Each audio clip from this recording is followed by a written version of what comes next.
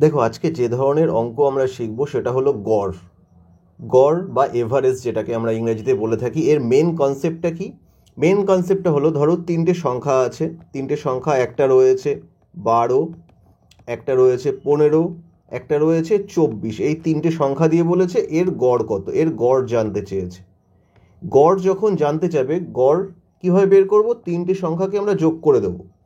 তিনটে সংখ্যাকে যোগ করলে কত হচ্ছে? 5 আর 2 7 আর 4 11, 1 হাতে কত আছে?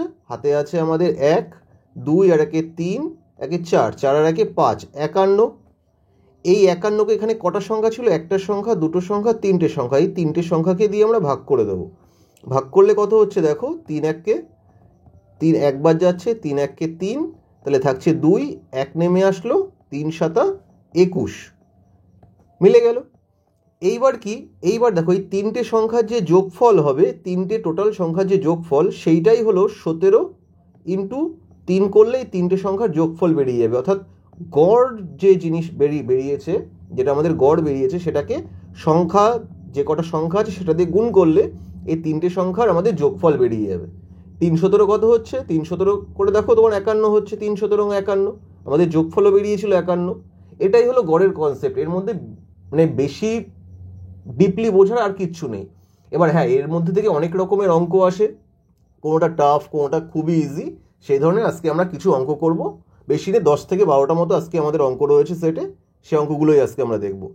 চলো দেখো, প্রথম অঙ্কে কি বলেছে?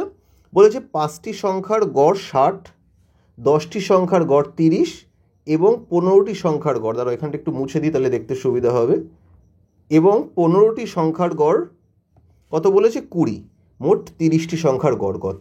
তাহলে প্রথম বলেছে 5টা সংখ্যার গড় আছে 60। তাহলে 5টা সংখ্যার গড় যদি 60 হয়, তাহলে টোটাল কত হয়? আমরা বলেছিলাম সংখ্যা গড়কে আমরা যদি সংখ্যা দিয়ে গুণ করি তাহলে যোগফল বেরিয়ে যায়। তাহলে টোটাল কত হচ্ছে? 5 6 30, মানে 300। প্রথম 5টা সংখ্যার টোটাল পেয়ে গেলাম।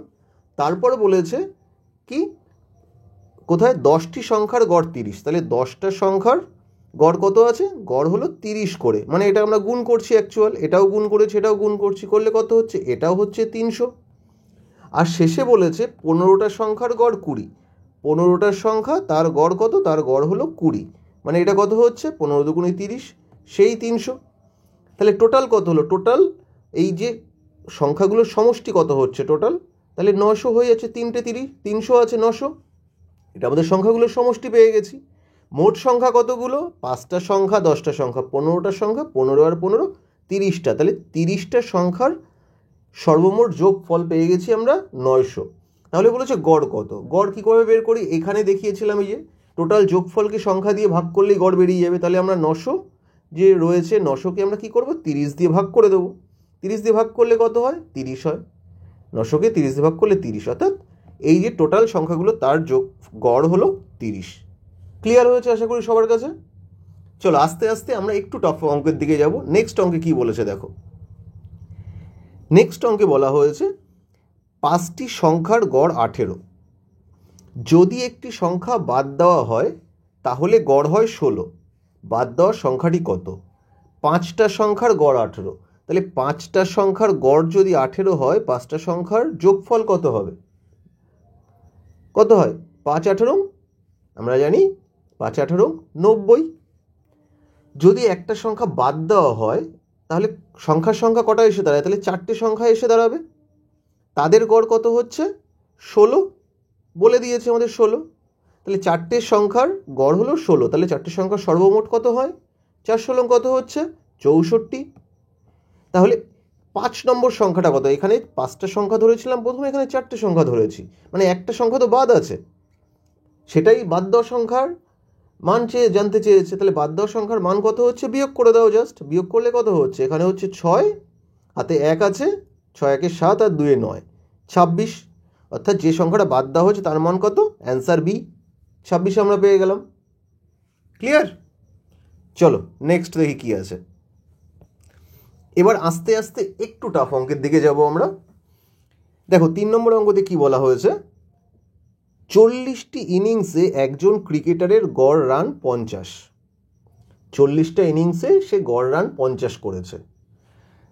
ফার্স্ট আমরা কি 40টা ইনিংস গড় রান 50, টোটাল রান আমরা জানতে পেরে গেলাম 40 ইন্টু 50 মানে 2000, টোটাল রান তার 2000, এইটুকু আমরা পেয়ে গেছি। নেক্সট কি বলেছে, তার সর্বোচ্চ রান তার সর্বনিম্ন রানের চেয়ে 72 বেশি। এই জায়গাটা কি বলেছে আর একবার কনসেপ্টটা বুঝে নাও। তার সর্বোচ্চ রান মানে সে যে হায়েস্ট রান করেছে এবং তার যে সর্বনিম্ন মানে যে লোয়েস্ট রান, তার ডিফারেন্স কত, 172। ওকে, চলো দেখি পরে কি বলেছে। যদি দুটি ইনিংস বাদ দেওয়া হয়, দুটি ইনিংস মানে কোন দুটো ইনিংস বাদ দেবে, তার সর্বোচ্চ রানের ইনিংস আর সর্বনিম্ন রানের ইনিংস, এই দুটো ইনিংস যদি বাদ দেওয়া হয় তাহলে বাকি 38 ইনিংসে তার গড় রান হচ্ছে 48, সরি 48টা বাংলায় হয়ে গেছে, এটা হলো 48। তাহলে 38টা ইনিংসের রান হলো 48, তাহলে 38টা ইনিংসে টোটাল কত রান সেটা আমরা বের করে নিতে পারি। তাহলে কীভাবে বের করব, এখানেও সেই একই ফর্মুলা 38 ইন্টু 48 করলে আমাদের বেরিয়ে আসবে। 38 ইন্টু 48 করলে কত হচ্ছে, 8 64, চলো নর্মালভাবেই গুণ করে দাও। নর্মালি গুণ করলে কত হচ্ছে, 8 64, 4 হাতে 6, 3 24 আর 6 30, আর এদিকে কত হচ্ছে 4 32, 2 হাতে আছে 3, 3 4 12 আর 3 17। এই তো আরেকবার দেখে নিই গুণটা ঠিক আছে নাকি। 8 64, 4 হাতে আছে 6, 3 24 আর 6 30, আর এখানে হচ্ছে 4 32, 2 হাতে আছে 3, 3 4 4 32, 2 হাতে 3, 4 32, 2 হাতে 3, 3 4 12 আর 3 15, এই জন্যই খটকা লাগছিল, কিছু একটা ভুল হচ্ছে। যখনই কিছু একটা ভুল হয় দেখবে নিজের মনেই কেন একটা কনফিউশন জন্মে যায়। তাহলে কত হচ্ছে টোটাল, 4 2 8 1, এই যে রানটা এটা কত বেরোলো 1824, এইটা হলো তার 38টা ইনিংসের টোটাল রান। এইবার যখন আমি অঙ্কটা করতে যাচ্ছি দেখো, দুটো ইনিংস বাদ দিয়ে তো আমরা করেছি, দুটো ইনিংস কোনটা কোনটা বাদ দিয়েছি, সর্বোচ্চ রানের ইনিংস আর সর্বনিম্ন রানের ইনিংস আমরা বাদ দিয়েছি।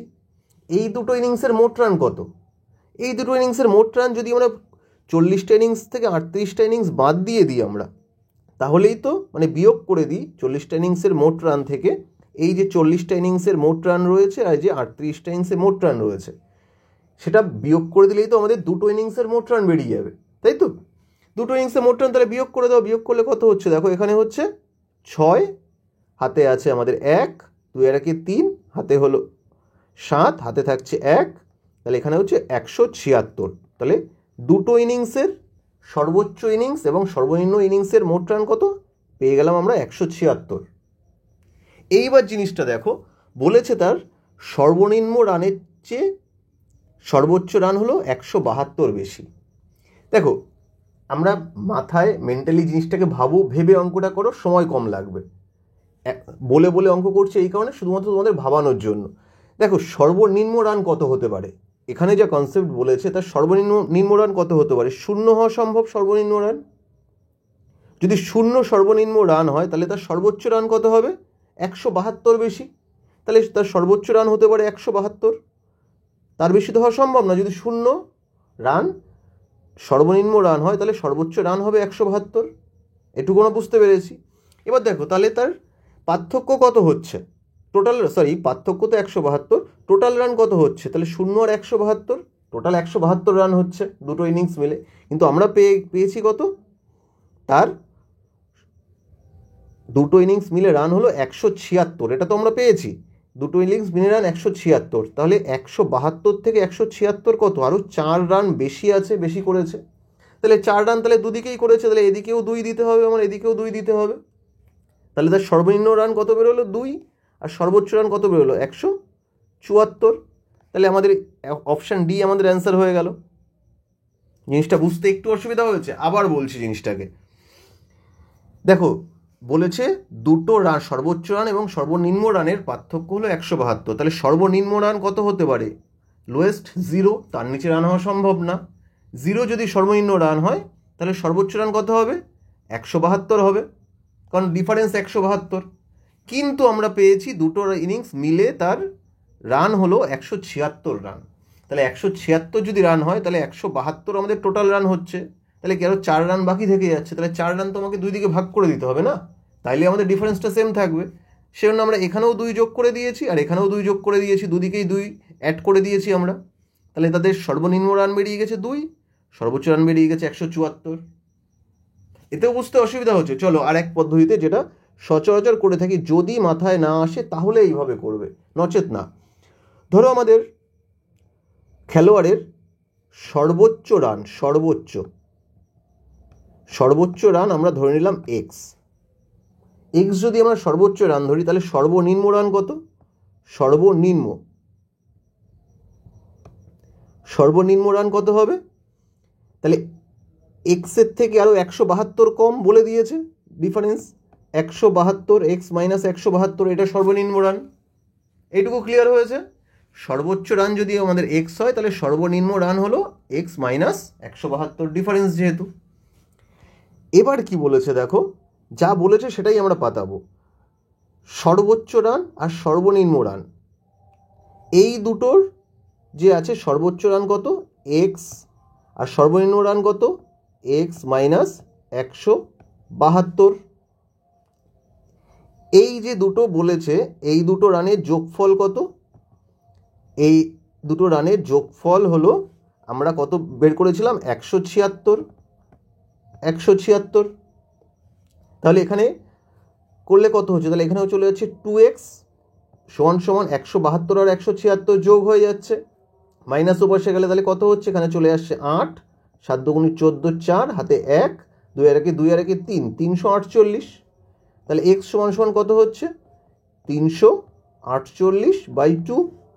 2 দিয়ে কাটাকাটি করে দেখো, 2 দিয়ে কাটলে কত হচ্ছে? 2 1 2, 7 দুগুণে 14, 4 দুগুণে 8, 174 বেরিয়ে গেছে। সেই 174 আমাদের অ্যান্সার। তাহলে আমরা এক্স ধরেও করতে পারি, কিন্তু এত আমরা কেন করতে যাব? আমরা পরীক্ষার খাতায় যত কম টাইমে করা যায়, 174 আমাদের এইভাবেই তো পেয়ে যাচ্ছে শর্টকাট প্রসেসে। ওকে, চলো নেক্সট অঙ্ক দেখি। নেক্সট অঙ্কে কি বলেছে? একটি পরীক্ষায় একজনের প্রতি বিষয়ে গড় মার্কস 63। টোটাল কটা বিষয় আছে বলা নেই, বলেছে গড় মার্কস হলো তার 63। সে যদি ভূগোলে 20 মার্কস এবং ইতিহাসে 2 মার্কস বেশি পেত, তাহলে তার গড় মার্কস হতো 65। আগে ছিল 63, তাহলে এখন হয়ে যেত 65। পরীক্ষাটিতে কতগুলো বিষয় ছিল? জাস্ট জিনিসটা দেখার সাথে সাথে উত্তর হয়ে যায়। কিভাবে হয়ে যায় বলে দিচ্ছি, কোনো কিচ্ছু করার নেই এর মধ্যে। দুটো সাবজেক্ট কিন্তু বাড়েনি এখানে, মাথায় রাখবে জিনিসটা, কিন্তু সাবজেক্ট বাড়েনি। বলেছে মার্কস বেড়েছে, একটাতে 20 মার্কস বেড়েছে আর একটাতে 2 মার্কস বেড়েছে। তাহলে টোটাল কত মার্কস বাড়লো? তার টোটাল বাড়লো 20 আর 2, 22 মার্কস বেড়েছে। 22 মার্কস যদি বেড়ে থাকে, তার গড় কত বৃদ্ধি পেয়েছে? এখন বলছে 65 হয়ে যাবে, আগে ছিল কত? 63। গড় কত করে বৃদ্ধি পেয়েছে? 2 করে প্রতি সাবজেক্টে বৃদ্ধি পেয়েছে, গড় 2 করে প্রতি সাবজেক্টে বৃদ্ধি পেয়েছে। তাহলে আমাদের 22 মার্কস এক্সট্রার জন্য 2 বৃদ্ধি পেল। 22 মার্কস এক্সট্রার জন্য, এক্সট্রা যদি 22 মার্কস দেওয়া হয়, প্রতি সাবজেক্টে 2 করে বেড়ে গেল। কখন সম্ভব সেটা? যখনই আমাদের সাবজেক্ট হবে 11টা, তখনই সম্ভব। অর্থাৎ 22কে 2 দিয়ে আমরা যদি ভাগ করে দিই, তাহলে যেটা আসবে তখনই তো সম্ভব 2 করে বাড়া। মার্কস বাড়ছে 22 আর গড় বেড়ে যাচ্ছে 2। তাহলে কতগুলো সাবজেক্ট? 22কে 2 দিয়ে ভাগ করে দাও, যেটা থাকছে সেটাই হলো আমাদের সাবজেক্টের সংখ্যা। টোটাল সাবজেক্ট কটা পেয়ে গেলাম? 11টা সাবজেক্ট। এর থেকে শর্টকাট আর কি হতে পারে? জাস্ট জিনিসটাকে বুঝে করার চেষ্টা করবে, অঙ্কের মধ্যে আর কিচ্ছু নেই। নেক্সট অঙ্ক দেখো কি বলেছে। নেক্সট বলা হয়েছে এক ছাত্রের মার্কস 63 এর পরিবর্তে ভুল করে 83 নেওয়া হয়েছিল। 63 এর পরিবর্তে ভুল করে 83 নেওয়া হয়েছে। এর ফলে পুরো শ্রেণীর গড় মার্কস অর্ধেক মানে হাফ বৃদ্ধি পেয়েছিল। শ্রেণীতে ছাত্রের সংখ্যা কত? একই ধরনের অঙ্ক দেখো, জাস্ট একটুখানি আলাদাভাবে ঘুরিয়ে দিয়েছে। বলেছে 63 এর জায়গায় 83 নেওয়া হয়েছিল। কত নিয়েছে? কত? 83। নেওয়া উচিত ছিল কত? 63, মানে বেশি নিয়েছে। কত বেশি নিয়েছে? বেশি নিয়েছে 20 মার্কস। 20 মার্কস তাকে বেশি দেওয়া হয়ে গেছে একজনকে। তাহলে একজনকে 20 মার্কস বেশি দিয়েছে বলে পুরো ক্লাসের মার্কস কত হাফ করে বৃদ্ধি পেয়ে গেছে, সবার হাফ করে বৃদ্ধি পেয়েছে। তাহলে 20 জনের মার্কস যদি 1 করে বৃদ্ধি পেত তাহলে 20 মার্কস লাগতো।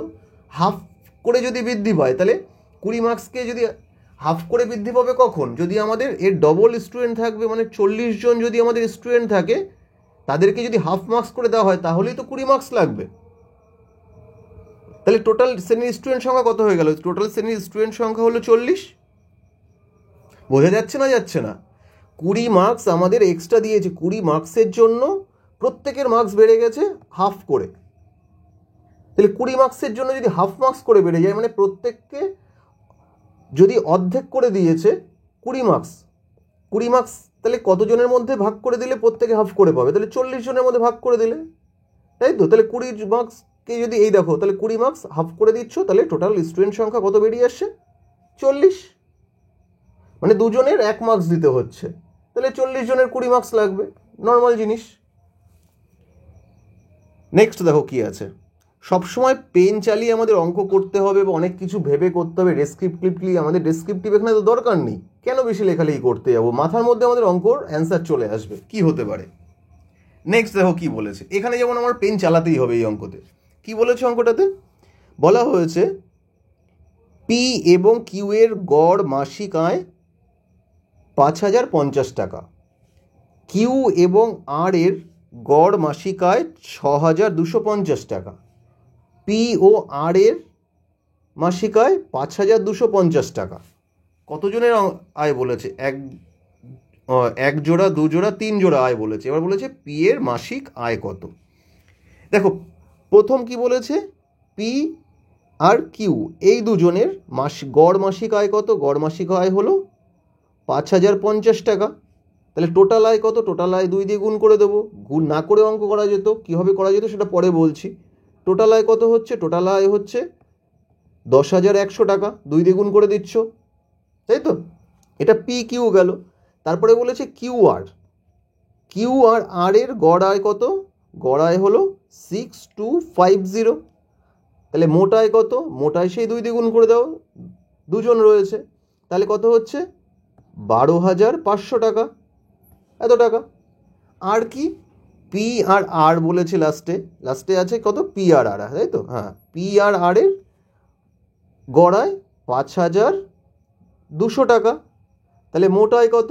মোট আয় 5200কে গুণ করলে কত হচ্ছে? 10,400 টাকা। এই যে টোটাল টাকাটা বেরোলো, এখানে দেখো কটা করে পি আছে। পি আছে এই একটা, দুটো পি আছে। আর কটা আছে? আর আছে এই একটা, দুটো আর আছে। আর কিউ কটা আছে? একটা, দুটো আছে। সব দেখো ডবল ডবল করে আছে। মানে এটাকে কি আমরা যদি যোগ করি তাহলে কি লিখতে পারি আমরা? 2 into P plus Q plus R, এটা লিখতেই পারি। মানে দ্বিগুণ আছে, সব ডবল করে আছে। তাহলে তাদের টোটাল আয় কত হচ্ছে? দ্বিগুণের। যোগ করে দাও এদিকে, লাস্টে 2 শূন্য তো বসেই গেল। 5 আর 4 9, আর 1 10 শূন্য, হাতে থাকছে আমাদের 1, 2 আর 1 3, হাতে কিছু নেই, আর এদিকে কত আছে? 3। তাহলে 33,000 টাকা আসে টোটাল আয়। তাহলে টোটাল আয় যদি 33,000 টাকা হয়, আর একবার দেখে নাও ঠিক আছে নাকি? ঠিক আছে, 33,000 টাকা। তাহলে শুধু পি কিউ আর, তাহলে পি প্লাস কিউ প্লাস আর, তাহলে 2 এপাশে গেলে ভাগ হয়ে যাবে। ভাগ হয়ে গেলে 33কে ভাগ করলে কত হচ্ছে? 2 দিয়ে ভাগ করে দাও। 2 দিয়ে ভাগ করলে হচ্ছে 1 6 5 0 0, 16,500 টাকা পি কিউ আর এর মোট আয়। এটুকু তো আমরা পেয়ে গেছি। আমাদের অ্যান্সার কী চেয়েছে? পি এর মাসিক আয় কত। দেখো যেখানে পি নেই কোনটাতে, কিউ আর আর রয়েছে এখানে। কিউ আর আর এর মাসিক আয় কত? 12,500 টাকা বলেছে আমাদের, তাই তো? তাহলে পি কিউ আর এর থেকে যদি আমরা কিউ আর আর এর আয় বাদ দিয়ে দিই তাহলে তো পির আয় পেয়ে যাবো না? তাহলে পি এর আয় কত? পি এর আয় হলো কিউ আর আর যেটা রয়েছে অর্থাৎ 12,500 টাকা, সেটা বাদ দিয়ে দাও। তাহলে কত হচ্ছে? 0 0 0, এদিকে 4, অর্থাৎ 4,000 টাকা পি এর মাসিক আয়। অর্থাৎ অ্যান্সার বি হয়ে গেল আমাদের অ্যান্সার। ক্লিয়ার? এই ক্ষেত্রে আমাদের একটুখানি পেন চালাতেই হবে, একটু না পেন চালালে ক্যালকুলেশন হবে না। যে অঙ্কে পেন চালানোর দরকার নেই সে অঙ্কে কখনো বলবো না পেন চালিয়ে অঙ্কটাকে ডেসক্রিপটিভ করো। চলো নেক্সট দেখো কি আছে। নেক্সট অঙ্কে বলেছে 21তম ইনিংসে এক ব্যাটসম্যান 84 রান করে, 21তম ইনিংসে 84 রান করে, ফলে তার গড় রান 2 বৃদ্ধি পায়। 84 রান করার জন্য তার গড় রান 2 বৃদ্ধি পাচ্ছে। 21তম ইনিংসের পর হবে এটা, ইনিংসের পর তার গড় রান কত হলো। এটাকে শর্টকাটে আমরা কিভাবে করব, যদি আমরা জাস্ট কনসেপ্টটাকে বুঝে নিই কী বলতে চেয়েছে, আরেকবার জাস্ট পড়ে নাও। বলেছে 21তম ইনিংসে এক ব্যাটসম্যানের 84 রান করে, 21তম ইনিংসে 84 রান করছে, ফলে তার গড় রান 2 বৃদ্ধি পেয়ে যাচ্ছে। তাহলে 21তম ইনিংসের পর তার গড় রান কত হলো। দেখো 84 রান 21তম ইনিংসে সে কত রান করেছে, সে করেছে 84 রান। 84 রান করার জন্য তার গড় রান কত বৃদ্ধি পাচ্ছে, গড় রান বৃদ্ধি পাচ্ছে 2 করে প্রত্যেক ইনিংসে। তাহলে প্রত্যেকটা ইনিংসে বৃদ্ধি পেয়েছে মানে কি, আগে যে 20টা ইনিংস খেলেছিল 20টা ইনিংসে আমার 2 করে এই 84 রান থেকে দিয়ে দিতে হয়েছে।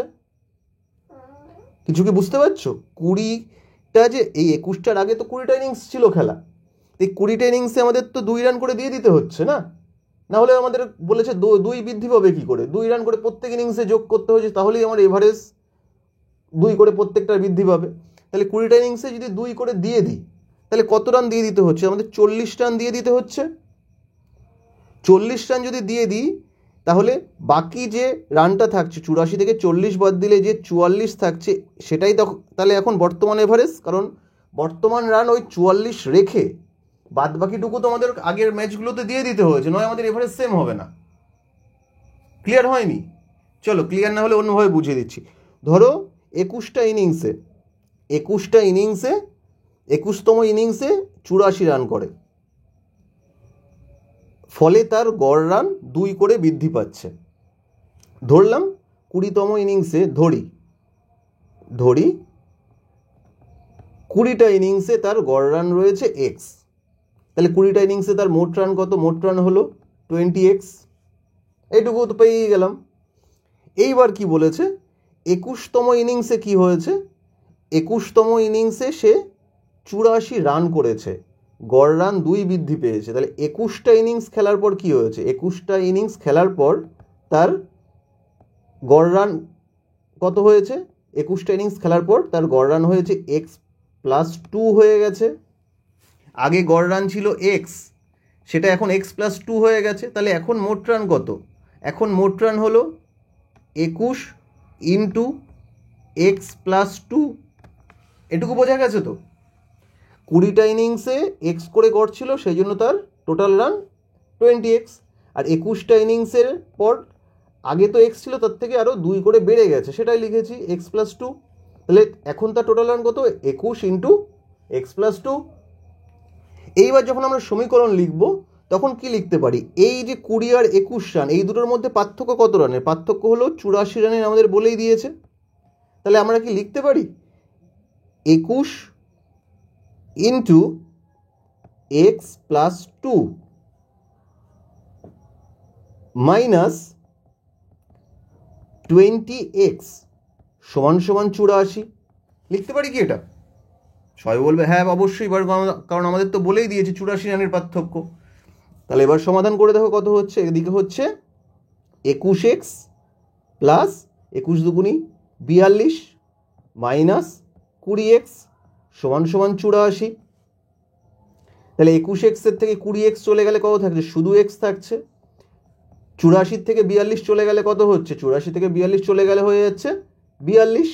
তাহলে x এর মান কত পেয়ে গেলাম, 42। এক্সটা কি 20 ইনিংসের রান ছিল, বলেছে 21তম ইনিংসের পর গড় রান কত, 21তম ইনিংসের পর গড় রান কত, এই যে x+2, তাহলে তার সাথে আরও 2 যোগ করে দাও, তাহলে 21তম ইনিংসের পর গড় রান কত হলো, 42-এর সাথে আরও 2 যোগ মানে 44। এতটুকু করার আমার প্রয়োজনই পড়বে না যদি আমি এই ছোট্ট কনসেপ্টটা বুঝে যাই। আগে যেটা বললাম আরেকবার রিপিট করে দিচ্ছি, 21তম ইনিংসের পর 84 রান করে প্রত্যেক ইনিংসে 2 করে বৃদ্ধি পেয়েছে। তাহলে আগের যে 20টা ইনিংস খেলেছিল তার প্রত্যেকটাতে তাকে কত 2 করে রান দিয়ে দিতে হয়েছে, তার মানে তাহলে সে কত রান দিয়ে দিয়েছে, তাহলে 20 × 2 মানে 40 রান সে দিয়ে দিয়েছে। তাহলে 40 রান যদি দিয়ে দেয়, বাকি যে রানটা থাকে সেটাই তার বর্তমানে গড় রান, কারণ সেটাই তো তার 21তম ইনিংসে সেইটাকেই মেনটেন করতে পেরেছে, মানে সেটাকে গড় রাখতে পেরেছে। তাহলে এই 44টাই তার এভারেজ রান। ক্লিয়ার? চলো নেক্সট অঙ্কে যাই। দেখো নেক্সট অঙ্কে কি বলা হয়েছে, একজন দম্পতি এবং তাদের পুত্রের গড় বয়স যখন 42, এটা একটুখানি বড় হবে অঙ্ক, আগে থেকে বলে দিলাম, পড়েই বুঝতে পারছি। এই ছেলে মেয়ের গল্প থাকলে একটু বড় হবেই, ভালোভাবে দেখবে, বুঝতে অসুবিধা হবে না। একজন দম্পতি এবং তাদের পুত্রের গড় বয়স যখন 42, তখন তাদের পুত্র বিবাহ করলো এবং 1 বছর পর তার এক সন্তান হলো। মানে ছেলে বিয়ে করলো, বিয়ের 1 বছর পর তার আবার সন্তান হলো। সন্তানের বয়স যখন 5 বছর হয়, তখন পরিবারের গড় বয়স হয় 36 বছর। তখন পরিবারের গড় বয়স কত হচ্ছে? 36 বছর। এবার কি বলেছে, বিবাহের সময় পুত্রবধূর বয়স কত ছিল? বিয়ের সময় পুত্রবধূর বয়স কত ছিল? প্রথমে কি বলেছে দেখো, প্রথমে বলা হয়েছে দম্পতি আর তাদের পুত্র, মানে টোটাল কতজন আছে? টোটাল আছে আমরা পেয়ে গেলাম, টোটাল হলো গিয়ে 3 জন। 3 জনের গড় বয়স কত বলেছে? 3 জনের গড় বয়স বলা হয়েছে 42। তাহলে 3 জনের টোটাল বয়স কত আমরা বের করে নিতেই পারি, 3 দুগুণী 6, 3 4 12, 126 বছর। প্রথম লাইনে যেটা বলেছে তার টোটাল বয়স 126। এরপর কি বলেছে, তখন তাদের ছেলে বিয়ে করলো। জিনিসটা ভালোভাবে বুঝবে, বলেছে তখন তাদের, এই মোমেন্টে যখন 3 জনের টোটাল বয়স 126, সেই মোমেন্টে তাদের ছেলে বিয়ে করলো এবং বিয়ের 1 বছর পর তার সন্তান হলো। সন্তানের বয়স যখন 5 বছর, তাহলে সন্তানের বয়স যখন 5 বছর, তাহলে সন্তানের বয়স যখন 5 বছর হচ্ছে, এই দেখো সন্তানের বয়স আছে, আর তাহলে এই 3 জনের বয়স কত বেড়েছে ততদিনে? এই যে 3 জন, এই যে দম্পতি তাদের ছেলে 3 জন, এই 3 জনের বয়স কত বেড়েছে? 5 বছর আর 1 বছর মাঝখানে ছিল, তাহলে 6 বছর করে বেড়েছে প্রত্যেকের বয়স। তাহলে প্রত্যেকের বয়স বেড়ে কত হয়েছে? প্রত্যেকের বয়স বেড়ে 3 জনের বয়স বেড়ে হয়েছে 3 6 18 বছর। প্লাস সন্তানের বয়স কত? সন্তানের বয়স হলো 5 বছর। এই পর্যন্ত আমরা পেয়ে গেছি। ক্লিয়ার হয়েছে তো? এই পর্যন্ত তো আমরা পেয়ে গেছি। আগে ছিল 126 বছর 3 জনের গড় বয়স, 6 বছর পরে 3 জনের বয়স আরও 18 বছর বেড়েছে। ছেলের বয়স কি? আরও 5 বছর তখন বয়স ছেলের, তাহলে সেই 5টাও ছেলের বয়স আমরা ধরে নিয়েছি। তাহলে এই 3 জনের টোটাল বয়স কত হচ্ছে? 3 জনের বয়স হচ্ছে 8 আর 6 14 আর 5 19, 19-এর 9, হাতে আমাদের 1 থেকে গেল, 2 আর 1 3 আর 1 4, আর এদিকে 1 149 বছর হলো। কয়জনের বয়স? এটা হলো আমাদের 3 জন আর 1 জন, 4 জনের বয়স হলো এইটা। এইবার কি বলেছে, বলা হয়েছে পরিবারের গড় বয়স। পরিবারের মধ্যে কিন্তু তখন তার পুত্র বিয়ে করলো, মানে তার স্ত্রী, পুত্রের স্ত্রীও কিন্তু তার মধ্যে রয়েছে। তাহলে কিন্তু তখন সেটা 4 জন থাকছে না, 4 জনের সাথে আরও 1 জন আছে কিন্তু তার মধ্যে, যেটা হিসাব আমরা এখনো পর্যন্ত করিনি। তাহলে 5 জনের গড় বয়স বলেছে 36। 5 জনের গড় বয়স বলেছে 36, তাহলে 5 জনের টোটাল বয়স কত? টোটাল বয়স গুণ করে দাও, গুণ করলে কত হচ্ছে? 5 6 30-এর 0, হাতে আছে 1, 3 5 15, 1 16, 165 বছর। কজনের বয়স পাচ্ছি আমরা? পেলাম 5 জনের বয়স 160 বছর। আর একবার দেখে নিত, 3 জন, 4 জন, 5 জন, গড় বয়স হচ্ছে 36। 36 হলে 36 × 5, 5 6 30, 30-এর 0, হাতে 3। এই বললো না, ভুল হলে সঙ্গে সঙ্গে মাথায় ক্লিক করা উচিত, এবং তোমাদেরও করবে, আস্তে আস্তে অঙ্ক প্র্যাকটিস করবে। 5 6 30-এর 0, হাতে আছে কত? 3, 3 5 15 আর 3 18, 180 নিচে লিখে দিচ্ছি। এটা 5 জনের টোটাল বয়স কত পেলাম? 180। আর এই যে বাকি 4 জনের টোটাল বয়স কত ছিল? বাকি 4 জন টোটাল বয়স ছিল 1449, 149। মানে বর্তমানে স্ত্রীর বয়স কত? যে স্ত্রী, বর্তমানে স্ত্রীর বয়স হলো 1, এদিকে হলো গিয়ে 331। এটা হলো বর্তমানে স্ত্রীর বয়স। বর্তমানে স্ত্রীর বয়স যদি 31 হয়, তার বিয়ে হয়েছে কত বছর আগে? বিয়ে হয়েছে দেখো, বাচ্চার বয়স 1 প্লাস 1 বছর পরে বাচ্চা হয়েছে, মানে 6 বছর আগে বিয়ে হয়েছে। তার থেকে 6 বাদ দিয়ে দাও। এখন যদি 31 বছর বয়স হয়, 6 বাদ দিয়ে দাও, তার মানে 25 বছর বয়সে তার বিয়ে হয়েছে। বোঝা গেল কি যায়নি? বোঝা না গেলে রিপিট আর একবার দেখে নাও, বুঝতে পেরে যাবে। পুরো পার্ট টু পার্ট ভেঙে ভেঙেই বলেছি সব কটাকে। প্রথমে আমরা কি পিতা, পুত্র এবং তার ছেলের টোটাল বয়স বের করেছি। তারপরে 6 বছর পরে তাদের বয়স তিনজনের 6 করে বাড়লে 18 বছর বাড়বে, সেটা ধরেছি। আর কি পুত্রের বয়স 5, সেটা ধরে নিয়েছি। এই যে 4 জন দম্পতি, তাদের পুত্র এবং পুত্রের পুত্র, এই 4 জনের টোটাল বয়স বের করলাম কত? 149 হয়েছে, তাই তো? এবার যদি স্ত্রীকে ধরা হয় তাহলে টোটাল লোকজন, ফ্যামিলি মেম্বার সঙ্গে কত হয়ে গেল? 5 জন হয়ে গেল। 5 জনের টোটাল বয়স কত হবে? বলেছে এভারেজ আছে 36, 5কে 36 দিয়ে গুণ করে দিলাম, কত হয়ে গেল? 180। তাহলে আগে তো 4 জনের বের করেছিলাম, যেটা বাকি আছে সেটাই তাহলে স্ত্রীর বয়স। তাহলে 180 থেকে 149 বাদ দিয়ে দিলাম, তাহলে 31টা হলো বর্তমান স্ত্রীর বয়স। কিন্তু বলেছে বিয়ের সময় বয়স কত ছিল। বিয়ে হয়েছে কত বছর আগে? বাচ্চার বয়স 5 বছর, বিয়ের 1 বছর পরে বাচ্চা হয়েছে, মানে 6 বছর আগে বিয়ে হয়েছে। 6 বাদ দিয়ে দিলাম, 25টা হলো আমাদের অ্যান্সার। ওকে, চলো নেক্সট কি বলেছে দেখো অঙ্কে। অঙ্কে বলা হয়েছে 21 জন বালকের গড় ওজন 64 কেজি। তাদের সঙ্গে যদি শিক্ষকের ওজন যোগ করা হয় তাহলে গড় ওজন 1 বৃদ্ধি পায়। শিক্ষকের ওজন কত? এক লাইনেও করা যায়, একটু ভেঙেও করা যায়, যেভাবে ইচ্ছা তোমরা অঙ্কটাকে করতে পারো। 21 জন টোটাল রয়েছে, তাদের গড় ওজন কত বলেছে? 64 কেজি। তাহলে টোটাল ওজন আমরা এইভাবে বের করে নিতে পারি। টোটাল ওজন কত হচ্ছে? 4, 8 আর এদিকে 6, 12।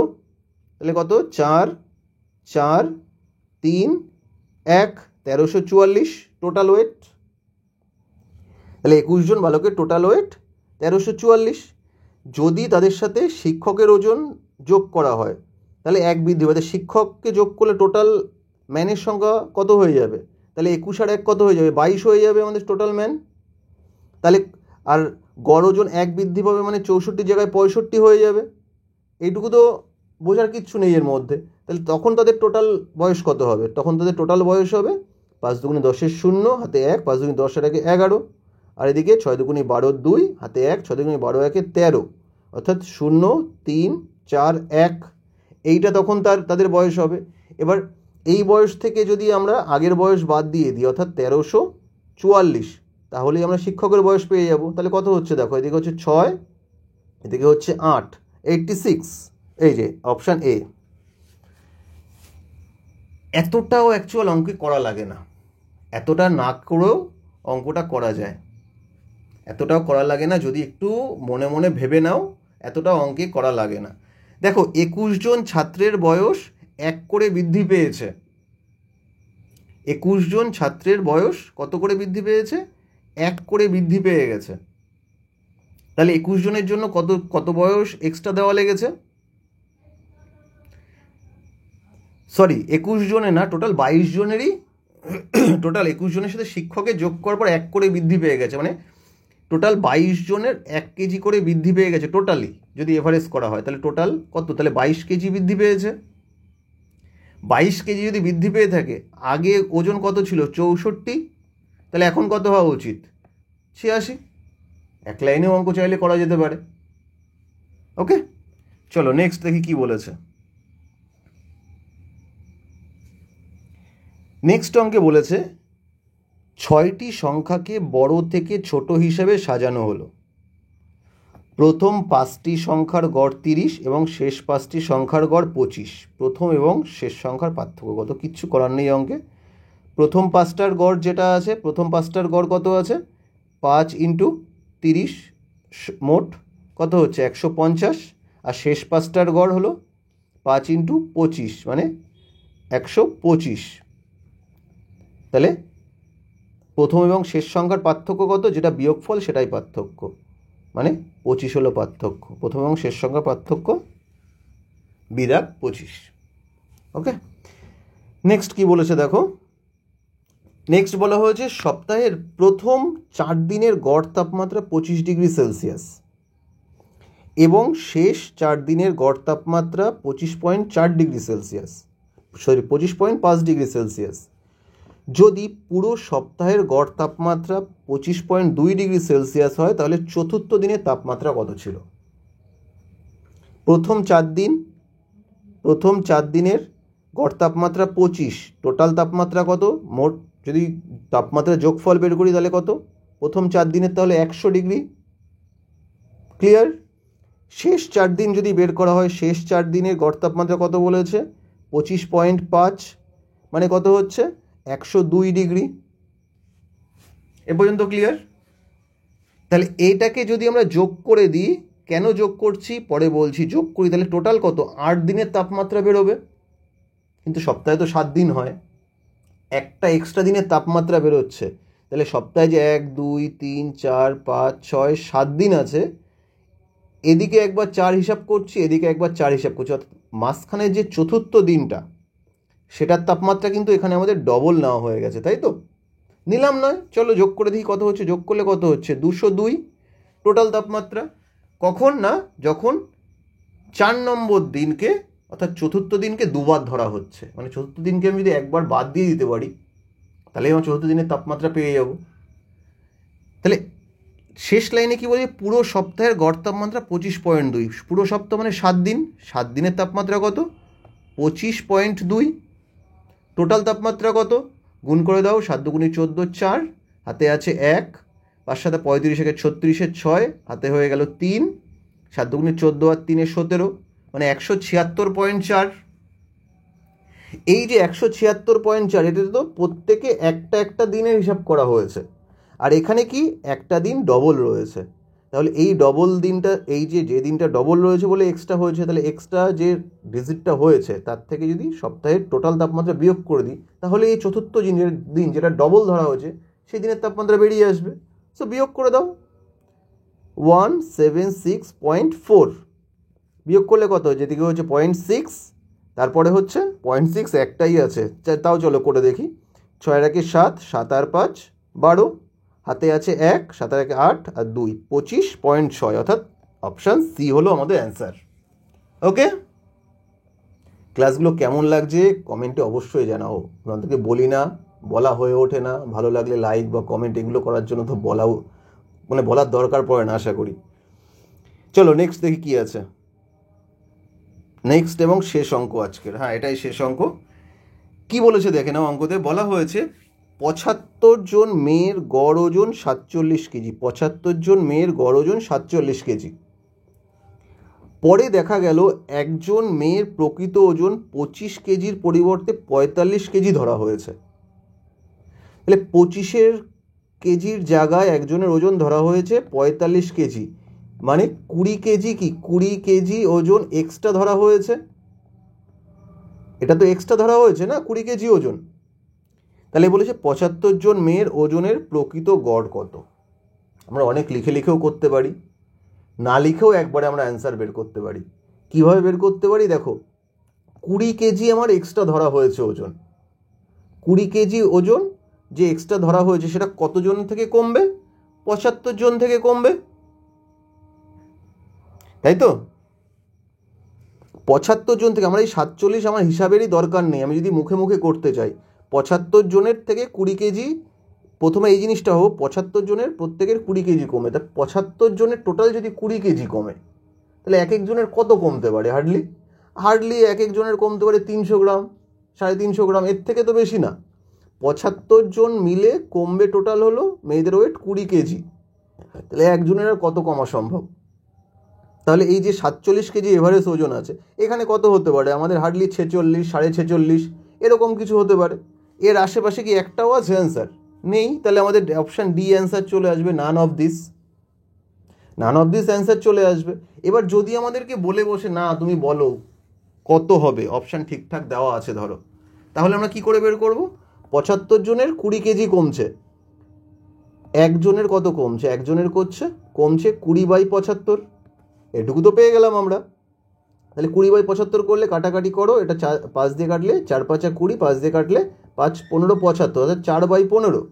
তাহলে 4/15কে যদি আমরা দশমিকে আনি, পয়েন্ট দিয়ে শূন্য নিলাম, 15 দুগুণে 30, থাকছে কত?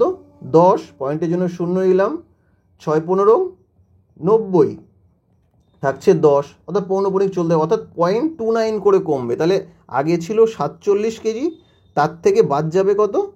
0.29 করে এক একজনের কমবে ওয়েট, অর্থাৎ ওয়েট হবে গিয়ে 17.64, 46.71 এরকম তোমার অ্যান্সার আসবে।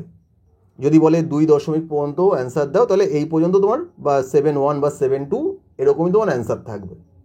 বোঝা গেছে? কিন্তু যেহেতু এখানে আমার অপশানে নান অফ দিস রয়েছে, ফার্স্টেই আমরা দেখতেই তো পাচ্ছি এত ডিফারেন্স 47 থেকে হওয়া সম্ভব না, সুতরাং প্রথমে আমরা দাগিয়ে দিতে পারি অপশান ডি আমাদের অ্যান্সার। চলো, আজকের মতো ক্লাস এ পর্যন্ত। ক্লাস কেমন লাগলো অবশ্যই কমেন্টে জানাবে, আর ভালো লাগলে বন্ধুদের সাথে শেয়ার করতে ভুলবে না।